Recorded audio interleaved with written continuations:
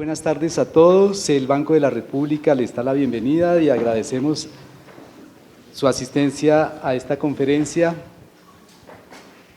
200 años después, el Museo del Prado ante su bicentenario. Esta conferencia está como apoyo a la exposición temporal Zurbarán en el MAMU, el Agnus Dei, obra invitada del Museo Nacional del Prado, que podrán disfrutar seguidamente en la sala de la colección permanente. Como parte del intercambio cultural entre el Museo Nacional del Prado y el Museo de Arte Miguel Urrutia del Banco de la República, se inaugura la exposición temporal Zurbarán en el MAMU, el Agnus Dei, obra invitada del Museo Nacional del Prado. Esta conferencia abordará el bicentenario del Museo del Prado y reflejará el debate abierto sobre su pasado, su presente y en mayor medida sobre su futuro. Esta celebración se entiende como una oportunidad de dar un nuevo impulso a la institución con la mirada puesta en el futuro, que se presenta como un desafío apasionante. El 19 de noviembre de 1819, el Museo del Prado abrió por primera vez sus puertas como Museo Real de Pintura. En el catálogo redactado ese mismo año por Luis Eusebi, conserje del museo, se da cuenta de 311 pinturas entonces expuestas, todas ellas de la Escuela Española. 2 siglos después se exponen unas 1.600 obras en sus salas, en el mismo edificio construido en 1785 por el arquitecto Juan de Villanueva para alojar la Academia de Ciencias Naturales y el Gabinete de Historia Natural. Entre el patrimonio que custodia el museo y el creciente acervo se incluyen pinturas, esculturas, dibujos, estampas, artes decorativas, fotografías y fondos bibliográficos y documentales. Durante estos 200 años, el Prado ha cambiado radicalmente su fisonomía, pero no solo en lo relativo al aumento de su catálogo de obras de arte, sino también en las nuevas demandas de la sociedad, cada vez más exigente y compleja, que obligan al museo a una permanente renovación. Quiero presentar a Andrés Úbeda, director adjunto de Conservación e Investigación del Museo del Prado, quien se ha desempeñado de jefe del área de pintura italiana y francesa de la misma institución, donde desarrolla su actividad profesional desde el año 1997. Con anterioridad fue científico titular del Departamento de Historia de Arte del Consejo Superior de Investigaciones Científicas. Agradecemos a Andrés su presencia, agradecemos la presencia de nuevo de ustedes y los dejamos con Andrés y muchas gracias, Andrés.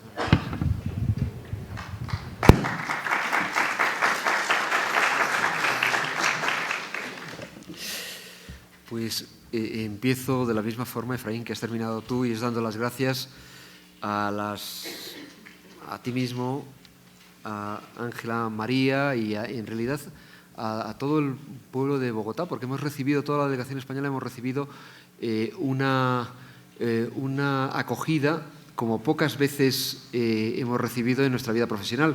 Y teniendo en cuenta que somos un equipo en el museo, que estamos relativamente acostumbrados a viajar a lo largo y ancho de todo el mundo, pues creo que es bastante decir. Hemos recibido aquí una acogida como en pocas partes del mundo. Voy a intentar resumir, no 200 años, que sería un poco absurdo, y no todo el bicentenario, que no me siento capaz, pero sí voy a intentar hablar de algunos temas que tienen que ver con los 200 años del museo y con el bicentenario. Espero que el cansancio acumulado de estos 2 días no pese demasiado, y el jet lag, que también me está haciendo mella, sobre todo a partir de esta hora, es cuando peor lo paso, pues me permita llegar al final con un discurso relativamente coherente e inteligible. El museo, voy a empezar con no sé si es una pequeña broma, luego terminaremos también igual con esta fotografía, que pretende ser algo más que una pequeña broma. Es una invitación a pensar. Es una foto de un museo europeo, un museo en Ámsterdam, el Rijksmuseum de Ámsterdam, delante del cuadro más importante del museo, que es la Ronda de Noche, delante del pintor más importante, el pintor clásico más importante de Holanda, que es Rembrandt. Y tiene delante del mismo una serie de niños que hacen todo menos mirar la pintura. Bueno, esta pintura se publicó en Internet, creo recordar, en el 2016. Esta fotografía es muy reciente y provocó el escándalo que todos ustedes pueden imaginar, ¿no? Hubo muchas personas que se manifestaron indignadas ante la presencia de unos niños que hacen precisamente eso, que es mirar sus móviles y no mirar la pintura. Esa indignación fue contestada por muchas personas, muchos profesionales del mundo de la educación, de los museos, muchas personas que saben mucho más de ese campo que yo, protestando contra la protesta y poco menos que tildando de una forma implícita de ignorancia a todos aquellos que habían protestado por la imagen que estamos viendo.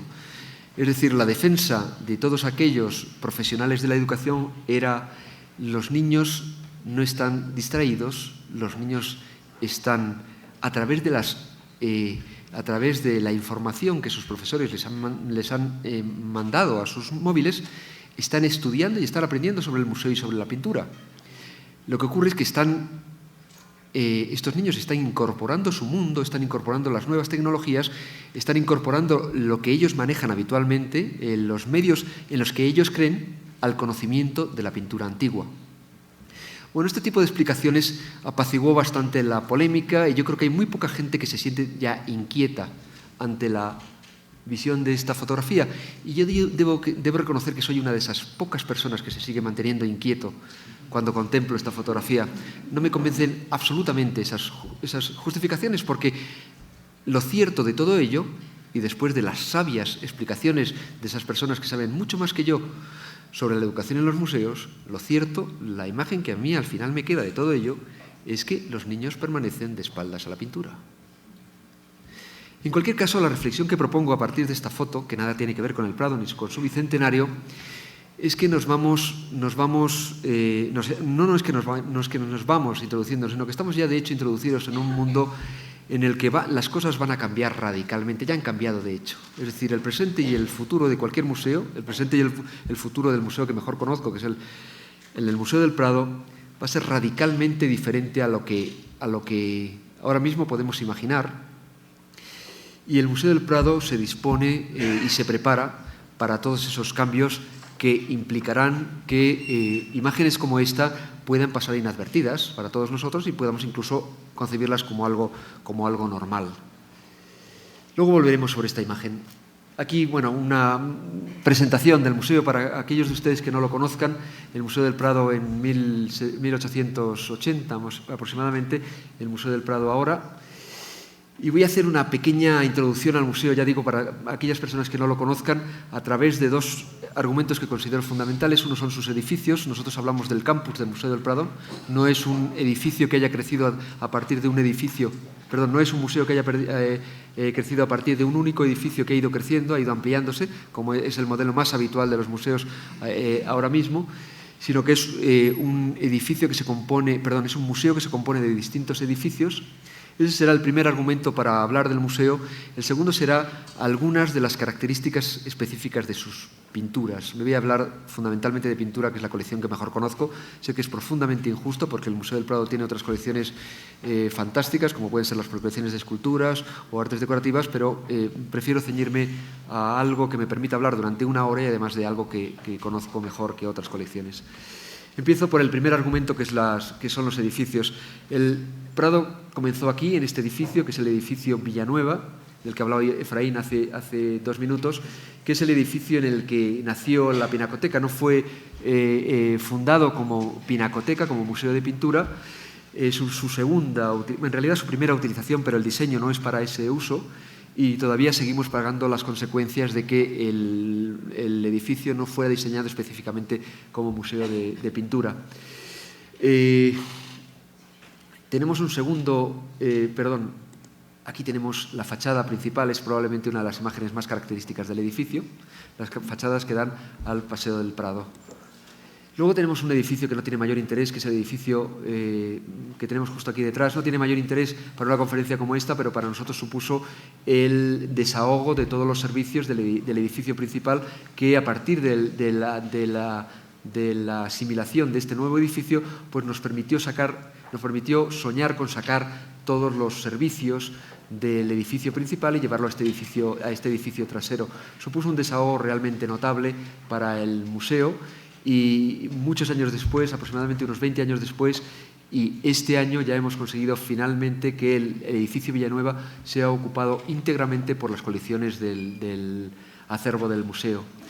El tercer edificio del que quiero hablar es este de aquí detrás, que es el edificio de los Jerónimos, que toma su nombre de la contigua iglesia de la iglesia de los Jerónimos de Madrid, una iglesia importante en el tejido urbano de Madrid que tenía un claustro, en realidad la arcada de un claustro, el claustro desapareció, que fue englobada en este edificio nuevo.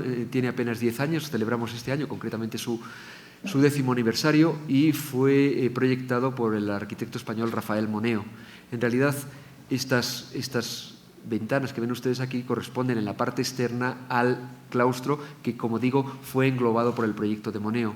El proyecto es esta parte de aquí y la entrada que tenemos en la parte trasera, que es la foto que les enseño a ustedes y que es como la imagen más moderna del edificio. El edificio nuevo, el de Moneo, está aquí, está ocupado en servicios, básicamente. Ahí tenemos las salas de exposiciones temporales, almacenes, auditorio, etcétera, junto a la iglesia, como les digo, que tenemos a la izquierda. El tercer edificio es el Casón del Buen Retiro, donde está ahora mismo la biblioteca, donde está en realidad todo el ámbito que está bajo la dirección bajo la responsabilidad de la subdirección que yo llevo, de la dirección adjunta que yo llevo. Es un edificio en origen del siglo XVII, la parte central es del siglo XVII y está envuelto todo él por una cáscara del siglo XIX. Es uno de los edificios más bonitos de Madrid. Aquí tienen ustedes, creo que he traído una o dos fachadas, no recuerdo bien, durante el momento en el cual tuvo lugar una exposición temporal. Esto es del año 2008 en concreto. Esta es la parte interna, esta es la sala de lectura, que digo con orgullo que es una de las salas de lectura más bonitas del mundo. A mí me encanta pensar que lo es. Bueno, puede haber discusiones sobre eso, pero a mí me encanta pensar que lo es.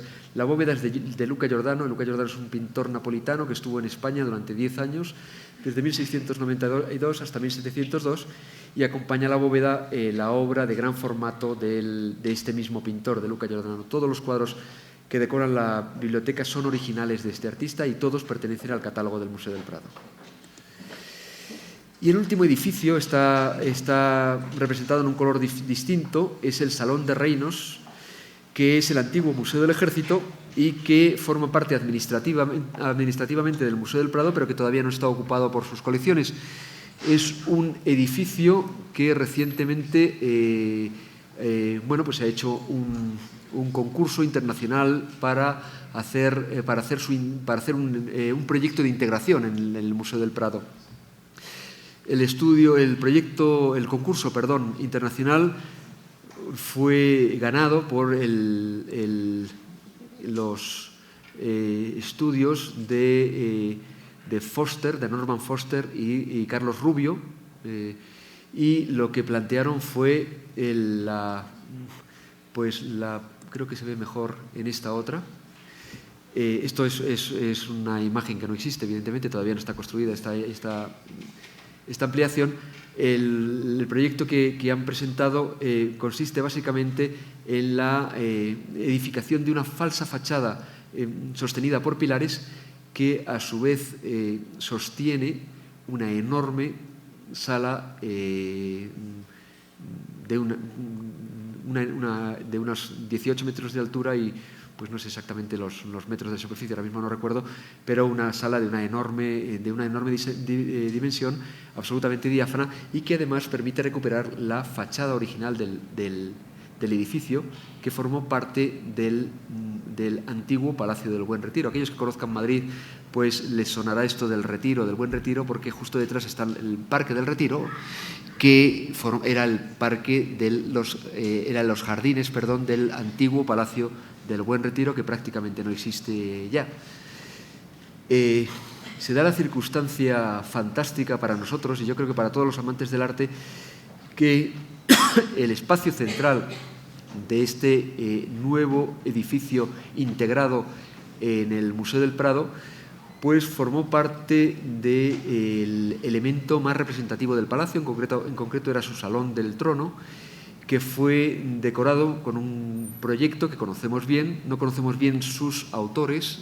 Debió estar el rey, aunque el rey Felipe IV no estaba especialmente interesado en estos temas, pero sí lo estaba su valido, su primer ministro, que era el conde duque de Olivares, y sí lo estaba, también lo sabemos de una forma perfectamente documentada, su pintor del rey, que era Diego Velázquez. Diego Velázquez debió participar en la decoración de este salón emblemático del trono, donde eran recibidas las personalidades más importantes que llegaban a Madrid y que eran recibidas por el monarca.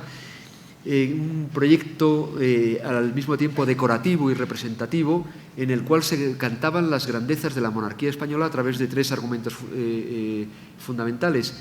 El primero de ellos lo pueden ver aquí, por ejemplo, a través del cuadro más importante del conjunto, que son las lanzas o la rendición de Breda de Velázquez, en el que se hablaba de batallas contemporáneas, batallas de las que el rey podía sentirse legítimamente orgulloso y que manifestaban que, en definitiva, un imperio se mantiene con un ejército y que el ejército español era muy poderoso.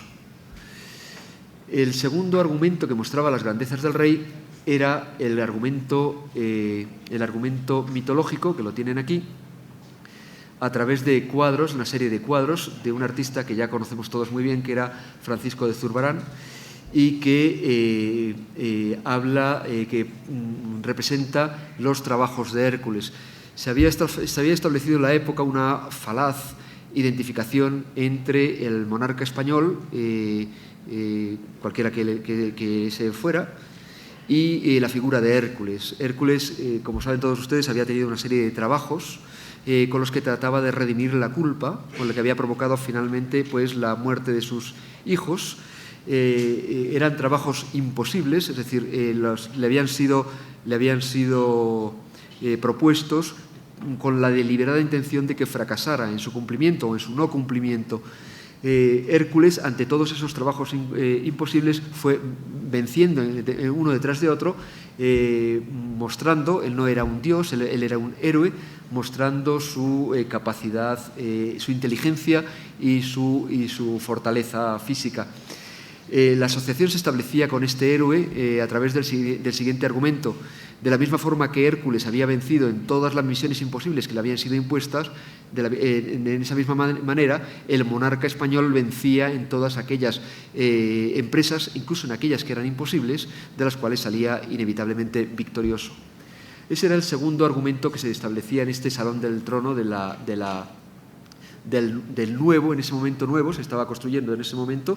Estoy hablando de una edificación en torno a 1635. Y luego el tercer argumento era el argumento dinástico. Con estos cuadros, vemos aquí 3, tendríamos 2 a nuestra espalda, que son todo cuadros de Velázquez y todos ellos en el Museo del Prado. Son cuadros en el que los monarcas españoles, los monarcas reinantes, Felipe IV, el padre, Felipe III y el hijo, que luego no llegó a reinar, Baltasar Carlos, pues establecen la continuidad dinástica y mostrando con ello también el poder de la familia, de la dinastía, de la estirpe, de la monarquía española. Se daba la circunstancia curiosa, como decía al principio, que todos y cada uno de los cuadros que formaron parte de este importantísimo salón están ahora mismo en el Museo del Prado, excepto uno de ellos que se perdió en las guerras napoleónicas y que todavía no ha aparecido.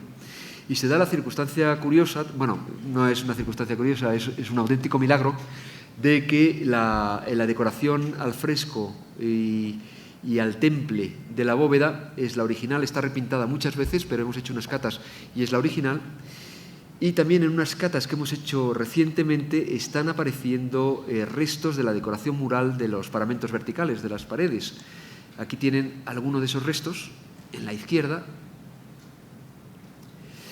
y aquí tienen alguna de las reconstrucciones que permitiría, como es una decoración seriada, pues permitiría pensar en la reconstrucción de esa decoración de color y oro que decoraba aquellos lugares que no estaban cubiertos por las pinturas. Aquí hay una reconstrucción muy preliminar. Esto ya estamos en un punto en el que podríamos afinar bastante más esta primera idea. Es decir, eso podría ser uno de los proyectos para este nuevo edificio, que sería algo muy singular. Es decir, muy pocos museos del mundo, en realidad no recuerdo ninguno que pudiera presentar un programa iconográfico de tantísima importancia desde el punto de vista artístico. Estamos hablando de pintores tan importantes como Velázquez o Zurbarán, y desde el punto de vista histórico y representativo, como es el salón donde deliberadamente el monarca español mostraba su grandeza político-militar. Bueno, ese es el Museo del Prado en cuanto a sus edificios presentes y futuros. Y voy a hablar 2 minutos también sobre la colección, no me quiero extender demasiado en esto, sobre la colección de pintura. ¿En qué tradiciones nos reconocemos nosotros? ¿En qué tradiciones se reconoce el Prado? Bueno, pues el Prado tiene una colección original, que es la colección real española, parte de la colección real española, la otra permanece en otra institución diferente que se llama Patrimonio Nacional y que todavía continúa manteniendo una parte importante de lo que fue la colección real. La colección real fue nacionalizada en 1868. Bien, la parte que pertenece al Museo del Prado es heredera, aunque ya es diferente, de aquello que se formó en 1819, el bicentenario que ahora conmemoramos.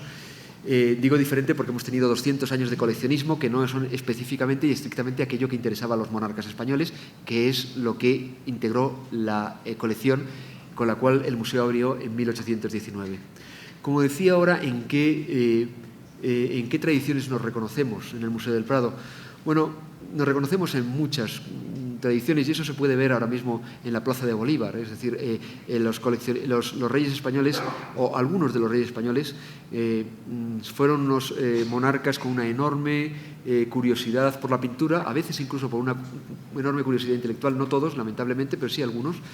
Y la colección que heredamos en el Museo del Prado en 1819 es también revela toda esa curiosidad en sus virtudes y en sus defectos de los reyes españoles. Digo virtudes y defectos porque de algunas colecciones existen ejemplares pues muy notables y fantásticos y de otras pues prácticamente están ausentes de la colección del Museo del Prado. Por ejemplo, nuestra colección de pintura holandesa ahora mismo es una sala pequeña y es porque los monarcas españoles no tenían la más mínima curiosidad por coleccionar pintura de aquellos artistas que pertenecían a países con los cuales habíamos estado prácticamente todo el siglo en guerra. Por lo tanto, no existía esa tradición y esa voluntad de coleccionar ese tipo de pintura. Pero vuelvo a la pregunta del principio, ¿en qué tradiciones nos reconocemos? Esta es una opinión muy personal, naturalmente. Podría haber otras muchas. La tradición fundamental del Museo del Prado, desde mi punto de vista, es la tradición veneciana. Aquí vemos un cuadro de Tiziano. ¿Qué significa la tradición veneciana? Pues significa un modelo de pintor que a través de pinceles grandes y de largas pinceladas también, que se pueden ver aquí, por ejemplo, que se mezclan en la pintura y no en la paleta, pues establece evidencias que no corresponden exactamente con la realidad, pero que permiten su reconstrucción una vez que vemos la pintura en su conjunto. Lo tenemos aquí, pero lo tenemos también en la pintura española. La pintura española es heredera directa de esta forma de pintar que no reconstruye literalmente los objetos tal y como son, sino que los evocan y que a cierta distancia y con ciertas condiciones de luz y de distancia, como digo, pues permiten evocar los efectos de la realidad. Por ejemplo, bueno, he traído este detalle, pero existe otro que me encanta, que me gusta muchísimo, y es la mano de Velázquez y el pincel. El pincel es una pincelada en seco, prácticamente, no es más que eso, y la mano son un fondo más oscuro y la articulación, la anatomía de los dedos, pues se traza con una o dos pinceladas de color más claro. Y con eso ya define la anatomía de la mano, o con eso define el aspecto del broche que la infanta lleva en el pecho. Aquí vemos el anterior ejemplo, era naturalmente Las Meninas de Velázquez. Aquí tenemos la familia de Carlos IV de Goya, cuadro de 1800, en el que esa misma tradición, que ya en este caso pasa por dos filtros, no es únicamente la tradición veneciana de un Tiziano, por ejemplo, un Veronés, un Tintoretto, etcétera, sino que aquí pasa dos filtros, que es el de toda la tradición veneciana más Velázquez y la escuela española. Goya se identifica aquí con toda esta tradición a través de todo esto que estamos viendo, que forma parte de esto mismo. Goya no se detiene en cada uno de los detalles, sino que los evoca a través de pinceladas superpuestas, blancos sobre los azules, etcétera, y que no trata de reproducir con fidelidad cada uno de los detalles de la pintura. En la exposición de la Plaza de Bolívar van a ver ustedes muchas pinturas, y muchas de estas no se corresponden con esta tradición. Pueden ver ustedes, por ejemplo, cuadros de franceses como Poussin o como Anton Rafael Mengs, que forman parte de un camino diferente, que existe también en el Prado, pero forman parte de caminos paralelos que no tienen la misma intensidad ni la misma vigencia que esta tradición veneciana, que es como el tronco más poderoso del Museo del Prado, que es también el tronco más poderoso de la pintura española. Bueno, eso es las pinceladas con las que trato de definir el Museo del Prado. Ahora voy a entrar directamente al Bicentenario, haciendo las preguntas más obvias, las preguntas que nos hicimos al principio cuando empezamos a pensar en esto. ¿Qué queríamos hacer? En definitiva, ¿qué es un Bicentenario? ¿Para qué sirve un Bicentenario? Existen muchos, y existen diversidad, una enorme cantidad de modelos en los que estuvimos intentando buscarnos, reflejarnos, vernos, identificarnos, ¿no? Hay modelos nostálgicos, modelos en los que miran atrás y se reconocen una tradición y se identifican y se sienten orgullosos, y nos parecían unos modelos perfectamente identificables. Algo hay de eso también en nuestro Bicentenario, porque consideramos que es una tradición reivindicable y nos sentimos orgullosos de ella y nos sentimos satisfechos de reivindicarla. Pero no nos parecía suficiente, sobre todo por la segunda pregunta: ¿para qué sirve un Bicentenario? Bueno, pues naturalmente que sirve para sentirte contento y sentirte orgulloso de lo que has sido y la tradición en la que te identificas. Pero al principio ponía esa estúpida foto, perdónenme ustedes, esa estúpida foto del Rijksmuseum de Ámsterdam, y hablaba de para qué sirven todas estas cosas, ¿no? Al final tienen que servir para más cosas que para mirar atrás. Por eso hemos hecho un bicentenario, estamos intentando hacer un bicentenario que empezará dentro de muy poco, empieza el día 17, con una actividad de la que hablaré a continuación, en la que intentamos vernos ahora mismo y sobre todo intentar proyectarnos sobre el futuro. Ese sería un poco el objetivo de todo esto que estamos poniendo en marcha. Como decía, reivindicación del pasado no nos vale también porque algunas de las exposiciones que hemos hecho últimamente han tenido ese objetivo, como por ejemplo esta que tuvo lugar en 2005, en la que hablábamos de las colecciones de ese palacio del que he hablado antes, que es el Palacio del Buen Retiro. Eso ya está dicho y ya dedicamos una exposición enorme para ese tema, o esta que tuvo lugar el año pasado, que es una exposición muy inteligente de uno de nuestros conservadores, de Javier Portús, sobre la metapintura, sobre las reflexiones de la pintura en la propia pintura, una exposición que tuvo un éxito enorme. Nosotros preferimos hablar de las cosas, de los aspectos que pongo como reflexiones en la pantalla, ¿no? El punto número 1 sería sentir una reflexión sobre el papel de los museos de maestros antiguos en el panorama internacional. Y es una reflexión importante, porque los museos de maestros antiguos estamos sintiendo un cierto vértigo en el panorama internacional. Empezamos a sentir que salir al mundo internacional nos da un poco de frío. El público más joven, las generaciones más...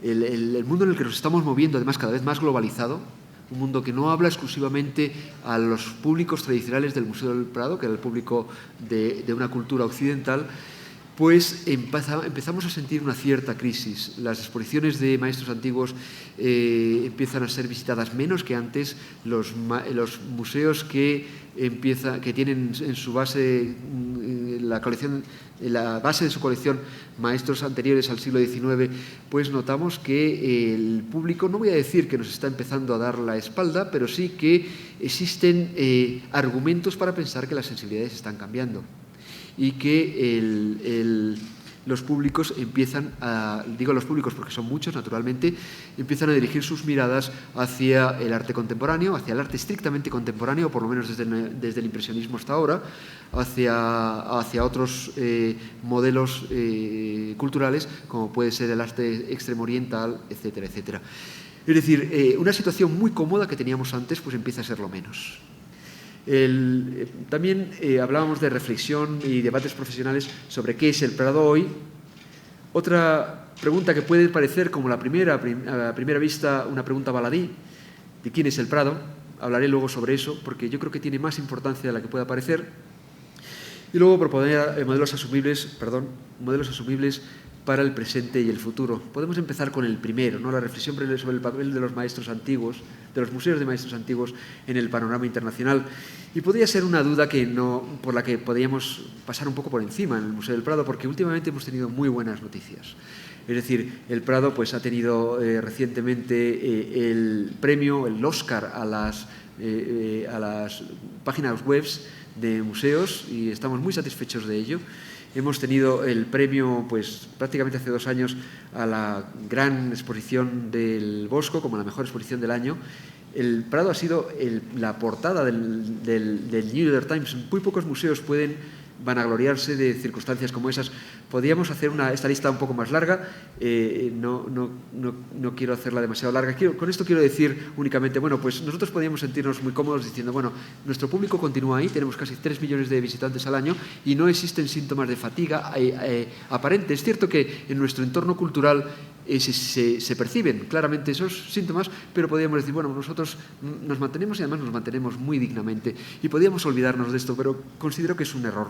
Todo esto es muy pasajero y las cosas ahora mismo están funcionando todo demasiado deprisa para considerar que la isla que constituye Madrid, la isla que constituye el museo, pues está a salvo. Continuando con eso, pues hemos recibido muy recientemente nuestro récord de visitantes, la exposición del Bosco, que tuvimos 589.000 visitantes, fue algo muy, muy satisfactorio para todos nosotros. Recibimos también este premio, que es la segunda vez que lo hemos tenido de la revista Apolo, de la adquisición del año, The Acquisition of the Year, cuando compramos este maravilloso Fra Angelico. Y bueno, otras cuestiones que voy a pasar un poquito deprisa sobre esto porque creo que estoy hablando demasiado. Esto sí que me interesa porque permite hablar de un argumento sobre el que voy a pasar luego también, sobre el que voy a pararme un poco más tarde también, que es el tema de la reputación y el tema de cómo se genera el crédito en los museos y cómo se genera el presupuesto de los museos, que es algo que también en el Museo del Prado nos preocupa mucho, por razones que voy a hablar a continuación. Esta institución, que he pasado quizás demasiado encima, el Rotterdam School of Management de la Erasmus University, ha hecho algo muy difícil, que es intentar hablar de la reputación de empresas y de museos. Algo muy, muy difícil, que es muy injusta la lista, naturalmente, porque están intentando afinar un procedimiento. Y eso ahora de momento está funcionando relativamente mal, pero ya nos da algunas indicaciones. ¿Por qué esto es importante? Pues porque los museos ahora mismo estamos saliendo al mercado privado, estamos saliendo a los patrocinadores, a las empresas, para decirles, necesitamos vuestra colaboración, no tenéis que ser nunca más sponsor, tenéis que ser los socios de los museos, sencillamente porque sin vosotros no podemos realizar nuestro trabajo diario e incluso en algunos casos no podemos abrir nuestras puertas.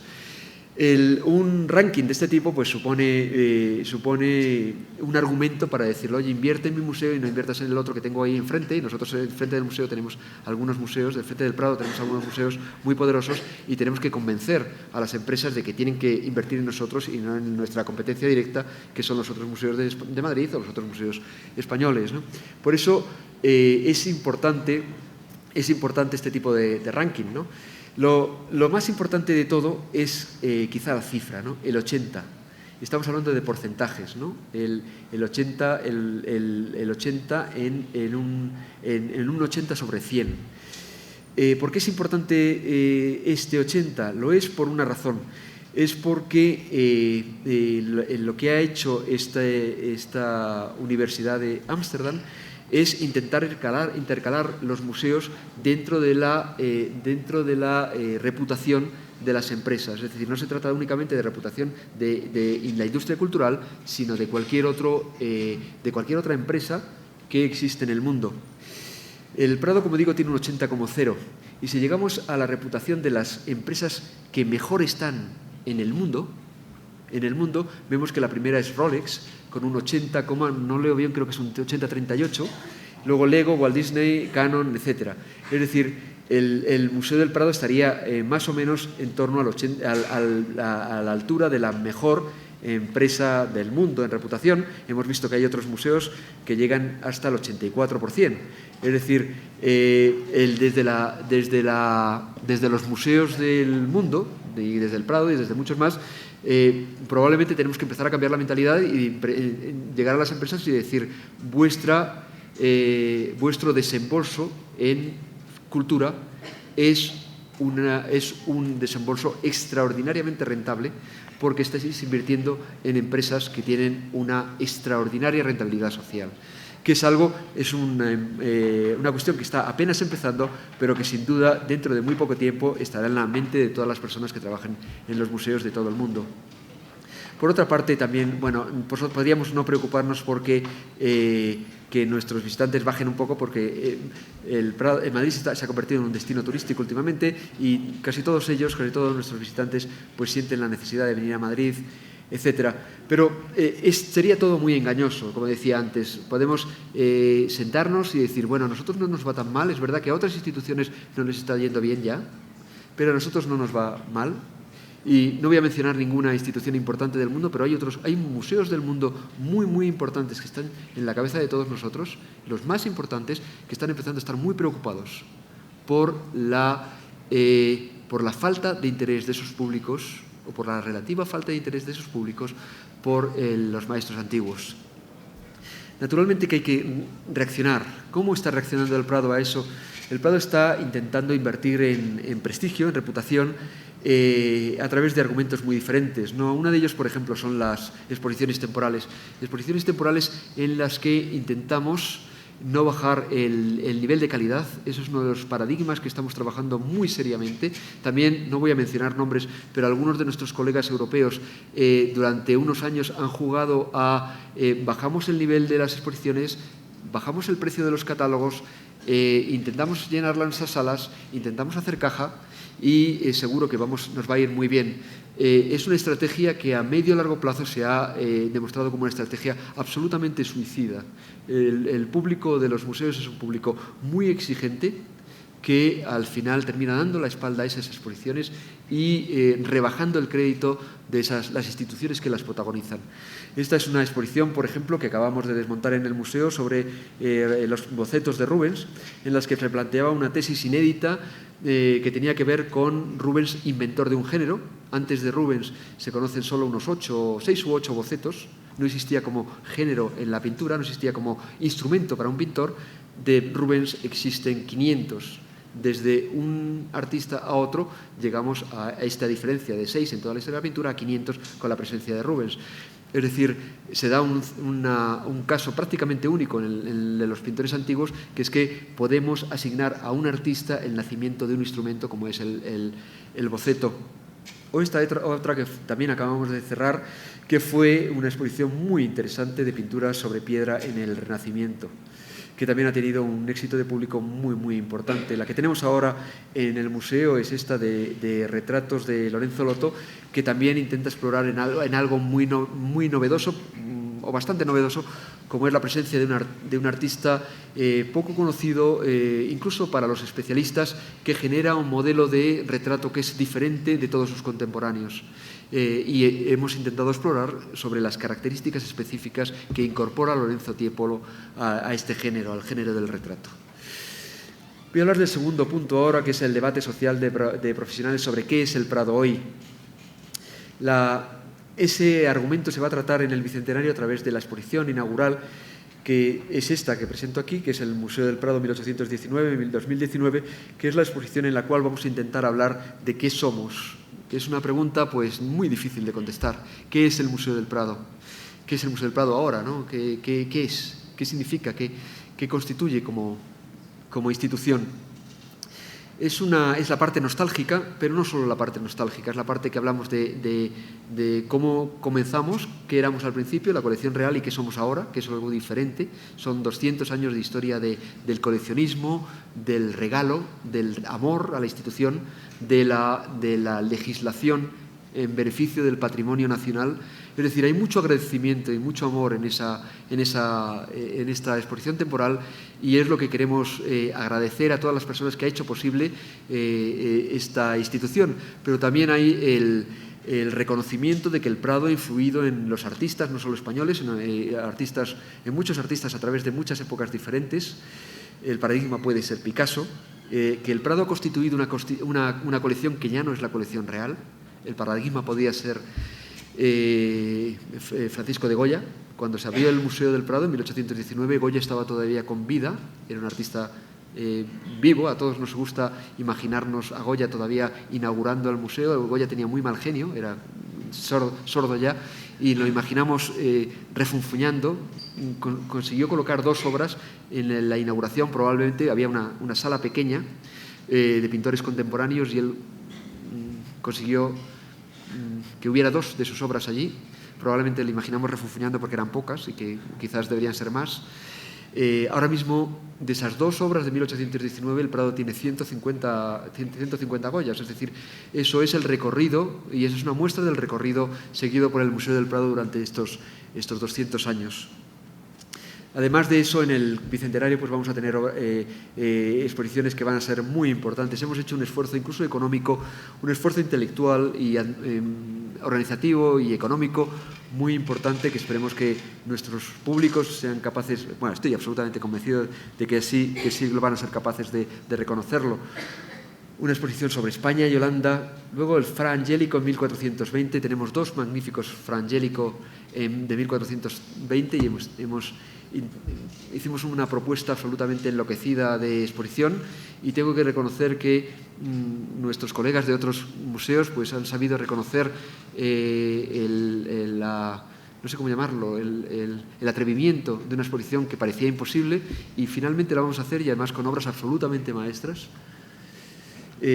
Luego vamos a hacer un experimento que yo creo que no se ha hecho nunca en el mundo de los museos. A lo mejor sí, pero yo no conozco ningún otro caso, y es utilizar un paradigma de funcionamiento de exposición que constituye como digo, un paradigma muy habitual entre hombres, entre pintores, que es la comparación de 2 modelos de artista masculino, y vamos a exportar este modelo a las mujeres, que creo que nunca se ha hecho. Vamos a contraponer a 2 mujeres, Sofonisma Ghisola, Lavinia Fontana, las 2 residentes en el norte de Italia a finales del siglo XVI, que plantean 2 modelos de artistas radicalmente opuestos. Uno, una mujer aristocrática que pinta pues porque forma parte de su educación de una clase social alta, y frente a Lavinia Fontana, que es una mujer que vive de su pintura y que explora géneros y procedimientos que escapan mayoritariamente de las convenciones de aquello que se le exige y de aquello que se espera de una mujer de la época, ¿no? Vamos a probar este modelo de funcionamiento de exposición, que yo creo que va a ser un éxito pues muy notable. Luego Goya Dibujos, el catálogo razonado, vamos a presentar el catálogo de los dibujos, el catálogo razonado de los dibujos, de los 1000 dibujos de Goya que se conservan. Goya fue un dibujante compulsivo, y lo vamos a presentar como una magnífica exposición. Y luego un Giacometti también difícil. Cuando un museo no tiene nada de un artista, intentar organizar una exposición de ese artista pues es una labor hercúlea. Antes hablaba de Hércules, pues hercúlea. Nosotros no tenemos ningún Giacometti, evidentemente, pues vamos a intentar hacer este Giacometti. Y luego pues vamos a intentar también mostrar a los madrileños, pero no solo a ellos, cómo son y cómo hemos cambiado a través de imágenes que tienen que ver con el Prado, ¿no? A través de una agencia de noticias que es la agencia EFE, que se fundó precisamente en 1931. Vamos a hacer este recorrido de 80 años a través de eso. Luego, antes hablaba de las salas. El Prado también está haciendo un enorme esfuerzo para que todas sus salas estén ocupadas por obras de arte. Vemos aquí una foto del Tesoro del Delfín, que es parte de la herencia del primero de los Borbones españoles, de Felipe V, que es unas piezas fantásticas de cristal de roca, piezas de oro, joyería, etcétera, y que hemos ubicado en un lugar muy noble del museo a través de una vitrina curva, que es pues, un esfuerzo extraordinario, pero creo que ahora mismo se ve la colección como no se ha visto nunca en la vida.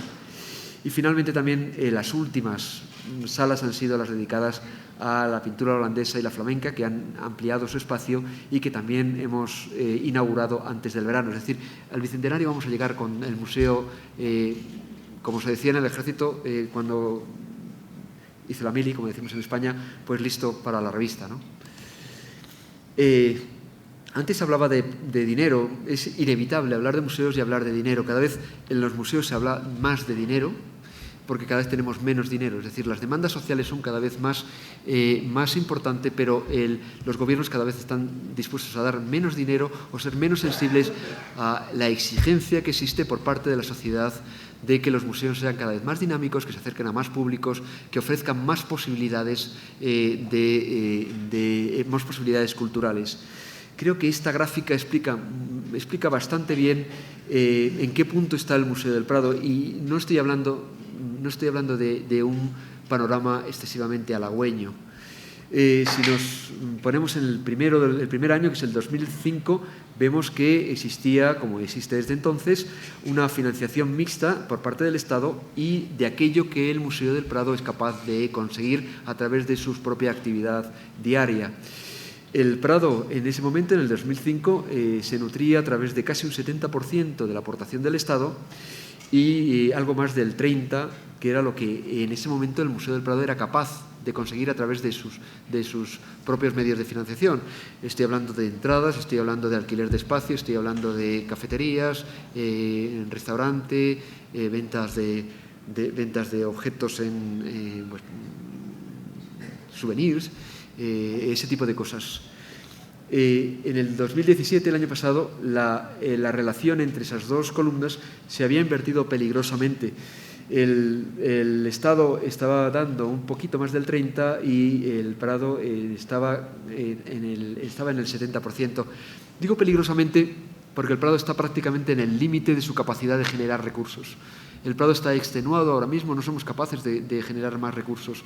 El personal del Prado está trabajando a un ritmo y con una percepción de la realidad, una percepción muy grata para todos nosotros, porque hemos conseguido crear una empresa, si ustedes me permiten este término, en el cual todos y cada uno de los trabajadores, por lo menos a mí me encanta pensar que así es, son conscientes de una situación en la cual nos obliga a todos a dar lo mejor de nosotros mismos para conseguir ser capaces de abrir todos los días, porque en ese punto estamos. El Prado ahora mismo puede permanecer de esa forma, pero no es capaz de asumir el gran reto que tenemos en este momento, que es la apertura del Salón de Reinos, de ese edificio fantástico, de ese edificio representativo y político, militar, que formó parte del Palacio del Buen Retiro. Eso es un gasto que ahora mismo, y con este modelo de presupuesto, somos incapaces de erogar, y que hemos pedido la ayuda del Ministerio de Cultura para que asuma el gasto no solo de construcción de este nuevo edificio, sino también del mantenimiento, es decir, la apertura de ese nuevo espacio. Estamos hablando de muchos metros cuadrados de exposición, pero no solo, también de mantenimiento, seguridad, etcétera, pues requiere una inversión muy fuerte que ahora mismo el Museo del Prado no está en disposición de asumir. ¿De quién es el Prado? Antes hablaba de esto porque Bueno, la situación de España es la de un país extraordinariamente descentralizado y con regiones con un alto nivel de autoconciencia. Es decir, hablamos de partes de España que tienen un idioma propio, una cultura propia y una conciencia de identidad nacional muy fuerte. Ese es el lugar en el que el país en el que el Prado está ahora mismo, existe ahora mismo, que es España. Existe esa descentralización del país, nos ha llevado a una conciencia de que lo propio es lo inmediato, es decir, aquello que está en Madrid corresponde a algo, a un ente que es ajeno a lo inmediato, no es lo que está, no es lo periférico, no es lo de mi ciudad, no es lo de mi pueblo, ¿no? Una de las misiones que consideramos absolutamente imprescindibles es la de recuperar ese concepto del Prado como una institución nacional, el Prado como una institución por la cual todos los españoles, y no solo los españoles, ¿por qué no?, puedan sentirse legítimamente orgullosos de su pertenencia. ¿Cómo lo intentamos? Bueno, pues en primer lugar mostrando las cifras que muestran la realidad de una institución, ¿no? Más de 3.000 de las obras del Prado están depositadas en lugares diferentes al edificio del Museo del Prado y diferentes a Madrid. Una parte de los museos españoles se nutren de obras del Museo del Prado. Si el Museo del Prado recuperase esas obras, esos museos tendrían que cerrar. Pero además estamos hablando de edificios públicos, ministerios, diputaciones, embajadas, etcétera, que decoran sus salas con los cuadros del Museo del Prado. Estamos haciendo una exposición que también estamos encantados con ella y esperamos lo máximo de ella.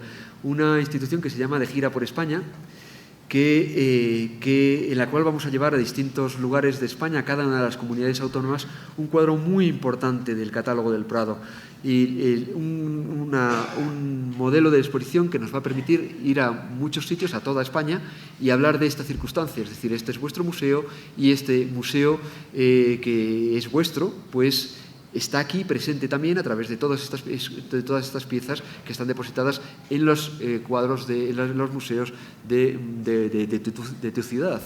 Estamos hablando de obras de Tiziano, El Greco, Velázquez, Latour, Rubens, Rafael.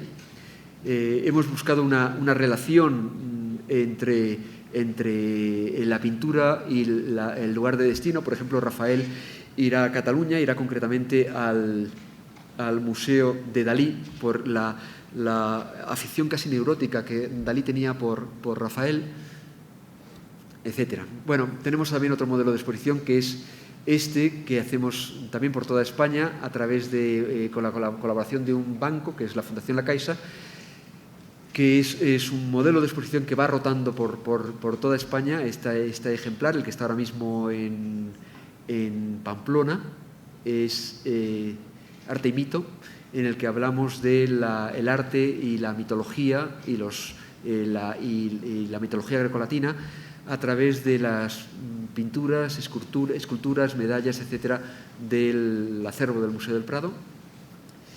Y también hay una iniciativa dentro del Bicentenario que nos gusta muchísimo, que es esta campaña del micromecenazgo. Ven ustedes casi por primera vez, he mostrado esta foto muy pocas veces, es un cuadro que descubrimos en una colección particular española, que está ahora mismo en el museo, que hemos estudiado y que hemos hecho una oferta a sus propietarios para comprarlo. La oferta ha sido admitida. Lo puedo decir públicamente porque esa es la base de la campaña. Su precio es de 200.000 euros y vamos a ofrecer a todos los amigos del museo, a ustedes si quieren también, que lo compren, ¿no? Que es una campaña de micromecenazgo a través de pequeñas aportaciones, que todo aquel que se siente comprometido con la institución, todo aquel que quiera ayudar, todo aquel que quiera sentir que el Prado forma parte de él mismo, que él mismo forma parte del Prado, pues que pueda comprarlo a través de esta campaña de micromecenazgo. No lo hemos hecho nunca. Es un gran misterio para nosotros. No sabemos cómo va a reaccionar nuestros visitantes, la gente que quiere el museo, pero queremos que al final el cuadro forme parte del museo y queremos que al final sea de esa manera, ¿no? A través del cariño por la institución de muchas personas que no van a ser anónimas porque van a estar en la página web y así se les va a reconocer. Y luego me gustaría hablar de modelos asumibles para el presente y para el futuro, y con esto ya termino. Vean ustedes, empezaba con una cosa muy tonta y voy a continuar con otra cosa muy tonta. Es la pantalla que está en la cabeza de todos, porque todos los días utilizamos esta pantalla. Yo he introducido en Google un nombre que es Francisco de Goya. Podemos utilizar cualquiera de la cultura, cualquiera de los museos, de cualquiera de los nombres señeros del Museo del Prado o cualquier otra cosa. Francisco de Goya. Este es el Google España. Y vemos, perdonen porque no lo veo, vemos que la primera línea, no sé si se me oye, se oye, la primera línea me tengo que acercar porque no lo veo. La primera línea es inevitablemente, porque es así en todas las partes del mundo, casi todas las partes del mundo, la primera línea es Wikipedia. Ya saben ustedes que Google se alimenta a través de nuestras propias búsquedas. Buscando algo con más frecuencia, eso va pasando a los primeros lugares de la búsqueda. Wikipedia es casi siempre el primero porque utilizamos Wikipedia mucho más de lo que somos capaces de reconocerlo. Por eso aparece en primera línea en cualquier país, o casi siempre. La segunda línea, Goya Vicente Francisco, es el Museo del Prado. ¿Eso qué significa? Que en el ámbito español, no en el ámbito hispano, pero sí en el ámbito español, el Museo del Prado se ha conseguido colocar en el segundo lugar, lo cual dice bastante de nosotros. No es lo óptimo, naturalmente nos habría encantado estar en el primer lugar, pero no lo hemos conseguido hasta ahora. ¿Por qué digo que sería lo óptimo? Lo digo porque nosotros tenemos magníficos especialistas en pintores, concretamente en Francisco de Goya. Una buena parte de lo que leen ustedes de este artista pues se genera en el Museo del Prado a través de la gran responsable de esta colección, que es Manuela Mena, que es la responsable de esa parte de la colección y que es la que genera, una de las personas que genera opinión sobre Francisco de Goya en el mundo, ¿no? A través de sus opiniones, de sus publicaciones. Eso es Google España. Pero si nos vamos al todopoderoso Google USA, si tecleamos en el Google de los Estados Unidos, pues el primero ya no es Wikipedia, sino que es el Met, el Metropolitan Museum de Nueva York. Es decir, nuestros colegas norteamericanos lo han hecho mejor que nosotros, hay que reconocerlo así, y están más arriba, han generado un discurso que es más creíble por parte de todos nosotros, que somos los que hemos conseguido llevarlo al primer lugar, y Wikipedia está en el segundo lugar. El resto, pues, son entradas que tienen menos credibilidad.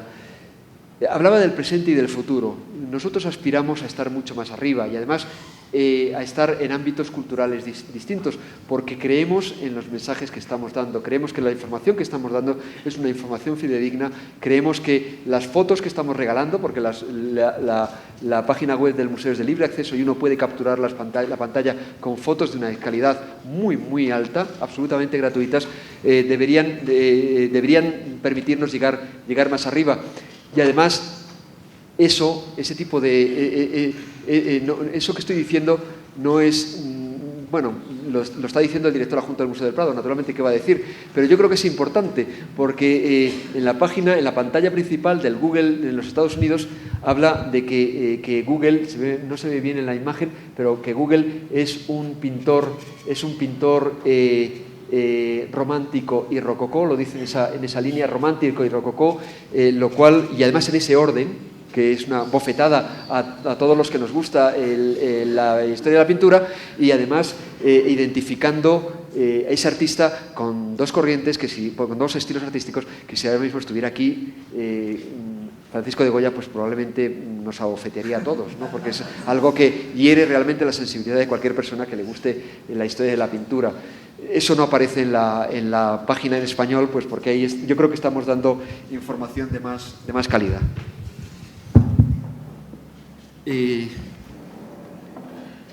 El Bicentenario nos está obligando a repensar el museo, el Bicentenario y todo de lo que estoy hablando hoy, es decir, esa reflexión en torno a los 200 años del museo y a lo que tenga que venir, al museo que vamos a dejar, pues nos está obligando a pensar el museo de formas muy diferentes. No es solo una conmemoración, es una reflexión, así es como me gustaría presentarlo ante ustedes.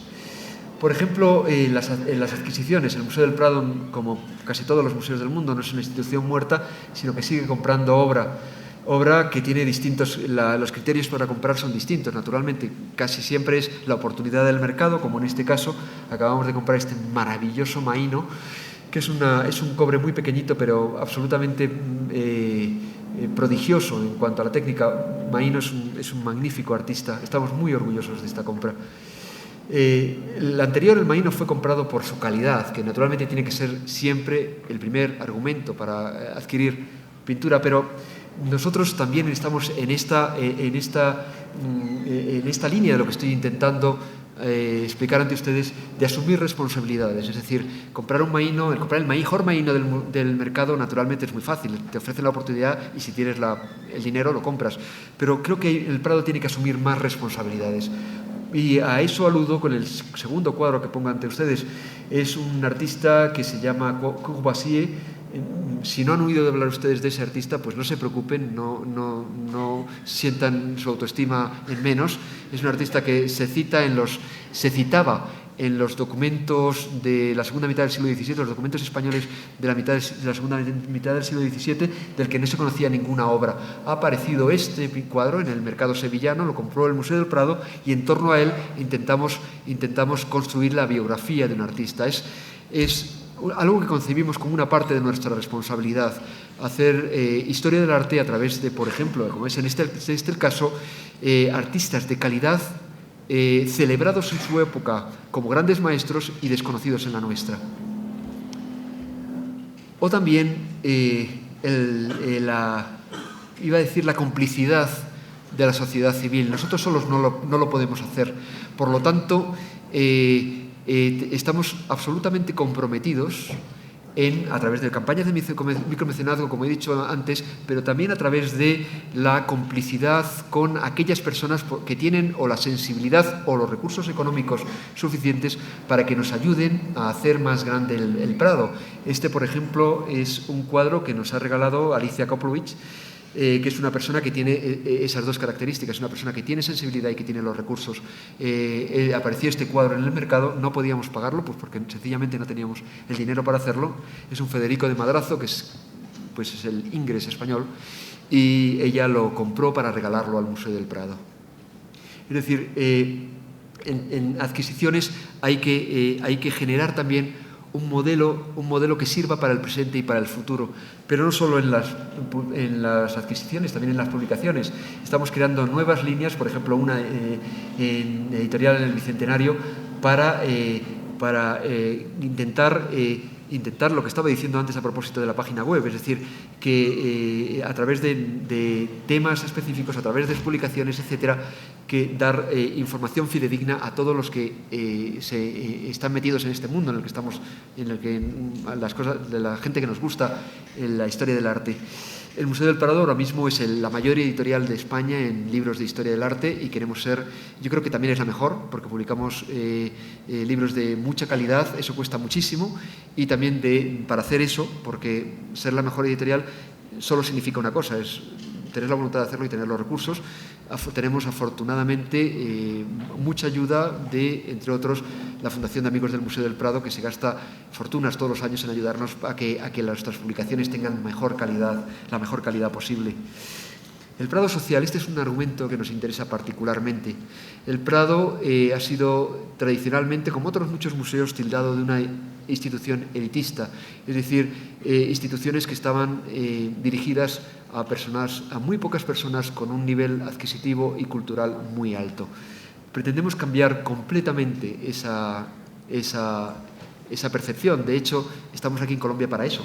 Estamos aquí en Bogotá para eso, para que la gente pueda pasear por las calles y tropezarse casi sin querer con obras del Museo del Prado, que puedan ir a trabajar o que puedan ir al colegio o que vayan a la compra, al supermercado, y que de repente encuentren, casi por casualidad, sin quererlo, obras del Museo del Prado y que con pequeños textos muy trabajados, muy cuidados, les permita la oportunidad de acceder a algo que a lo mejor antes ni siquiera existían, aquí en Colombia o en España o donde sea.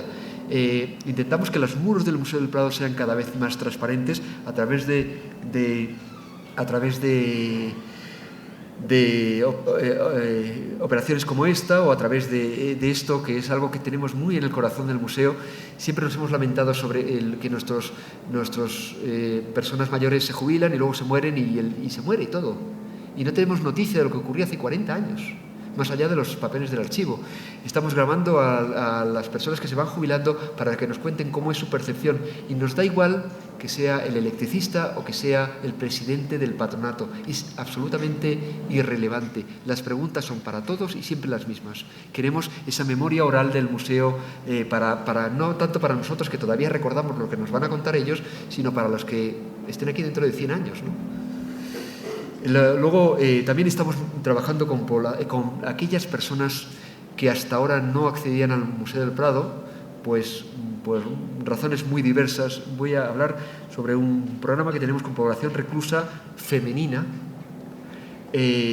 con la colaboración de una fundación que es un bufete de abogados, que es la Fundación Profesor Uría, en la cual vamos a hacer algo que es un programa que realmente me encanta explicar y me encanta de alguna forma dirigir. Yo no lo dirijo porque lo dirige en nuestro área de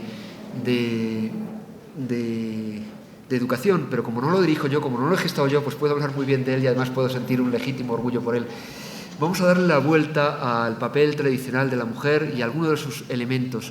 Por ejemplo, la costura, el trabajar con las manos, el trabajar con lana o trabajar con, lo decíamos en España, las labores, que no sé si se dice aquí iguales, ¿no? Igual. Vamos a hacer que una actividad que ataba a la mujer al hogar y que ataba a la mujer a un trabajo que no es propiamente una dedicación laboral,